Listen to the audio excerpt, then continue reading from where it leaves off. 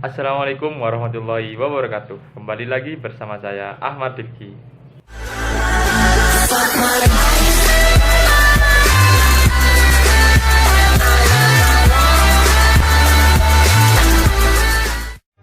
Oke teman-teman, pada video kali ini saya akan menyampaikan sebuah materi di mana tujuan dari pembuatan video ini saya tujukan untuk memenuhi tugas ujian akhir semester saya dalam mata kuliah Agribisnis Pangan dan Non-Pangan. Oke teman-teman, saya akan menyampaikan sebuah materi tentang komunitas garam, yang dimana komunitas garam ini saya akan menyampaikan sebuah kondisi garam saat ini di tengah gencarnya wabah virus COVID-19. Tidak usah lama-lama, mari kita simak video berikut ini.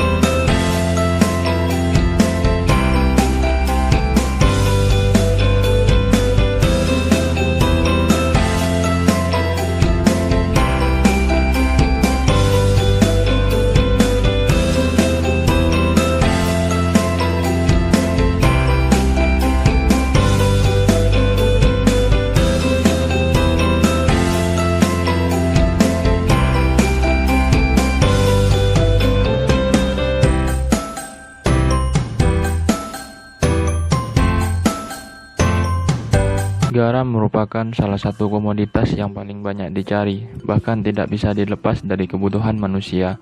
Berdasarkan jenisnya, garam dibagi ke dalam dua kelompok besar, yakni garam konsumsi dan garam industri. Garam konsumsi adalah garam yang digunakan atau dapat diolah menjadi garam rumah tangga dan garam diet beriodium untuk dikonsumsi masyarakat. Sedangkan garam industri biasanya digunakan sebagai bahan baku utama dan bahan penolong dalam proses produksi industri, seperti industri aneka pangan, industri farmasi, industri perminyakan, industri penyamakan kulit, dan water treatment. Karena menjadi bahan pokok inilah, permintaan garam setiap tahunnya mengalami peningkatan. Sesuai data permintaan garam dari Neraca Garam Nasional tahun 2010 sampai 2015, kebutuhan garam konsumsi untuk rumah tangga, industri aneka pangan, industri pengasinan ikan setiap tahunnya mengalami peningkatan mulai dari tahun 2010 sampai tahun 2015. Begitu pula untuk kebutuhan garam industri seperti industri CAP dan farmasi, industri non-CAP seperti perminyakan, kulit, tekstil, sabun, dan lain sebagainya, serta industri aneka pangan mengalami peningkatan setiap tahunnya mulai dari tahun 2010 sampai 2015. Karena kebutuhan yang meningkat dalam tiap tahun pada komunitas garam, harus dilakukan kegiatan impor. Seperti pada tahun 2010 sampai tahun 2015 mengalami penurunan meskipun besarnya itu relatif sedikit. Selanjutnya data produksi garam. Produksi garam dilakukan oleh PT Garam Persero dan juga Garam Rakyat dari tahun 2009 sampai tahun 2015. PT Garam Persero dan juga Garam Rakyat menghasilkan produksi yang sangat sedikit, tidak sebanding dengan kebutuhan permintaan garam yang sangat banyak. Maka dari itu kegiatan impor pun dilakukan. Kegiatan impor di sini dari tahun 2010 sampai tahun 2015 berdasarkan data permintaan garam Neraca Garam Nasional dari tahun 2010 sampai 2015 terus mengalami kenaikan, tidak sebanding dengan kegiatan ekspor yang dilakukan karena mencukupi kebutuhan hidup di masyarakat Indonesia pun tidak sanggup, apalagi untuk melakukan kegiatan ekspor. Selanjutnya, potensi garam. Berdasarkan hasil pemetaan yang dilakukan oleh KKP pada tahun 2010, Indonesia memiliki luas lahan garam potensial sebesar 37,4 ribu hektar yang dapat digunakan sebagai area produksi garam di Indonesia.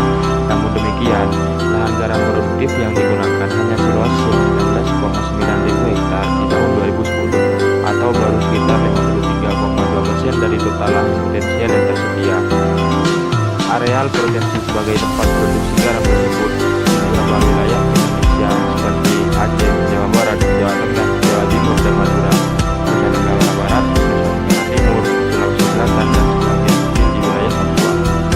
Kebijakan garam yang dilakukan oleh pemerintah pun seperti program pemberdayaan usaha garam rakyat atau tujuan melalui peraturan Menteri Kelautan dan Perikanan Nomor 4 tentang pedoman pelaksanaan program nasional pemberdayaan masyarakat mandiri kelautan dan perikanan tahun 2019. Pada saat diluncurkan, program merupakan salah satu komponen dari program nasional pemberdayaan masyarakat mandiri kelautan dan perikanan atau biasa disebut PNPM Mandiri KP, yang bertujuan untuk mengentaskan kemiskinan melalui peningkatan kemampuan dan pendapatan masyarakat serta pengembangan usaha kelautan dan perikanan. Strategi dari jurnal yang dirujuk untuk mengatasi kendala atau permasalahan dalam komunitas garam yang terjadi saat ini yang bisa dilakukan yaitu yang pertama, membuka lahan baru. Dengan membuka lahan baru dapat memberikan kesempatan para petani garam yang belum memiliki lahan untuk mengolahnya dengan tujuan dapat meningkatkan jumlah produksi garam di Indonesia. Selanjutnya yang kedua yaitu pemerintah harus segera melakukan industrialisasi garam di Indonesia, karena dengan cara ini dapat menekan jumlah impor kebutuhan garam sebagai yang paling banyak permintaannya. Ya teman-teman, mungkin hanya itu materi yang dapat saya sampaikan pada video kali ini. Semoga materi yang saya sampaikan barusan bermanfaat untuk kalian semua. Kurang lebihnya saya mohon maaf. Ahmad Rifki undur diri. Wassalamualaikum warahmatullahi wabarakatuh. See you next video. Bye bye.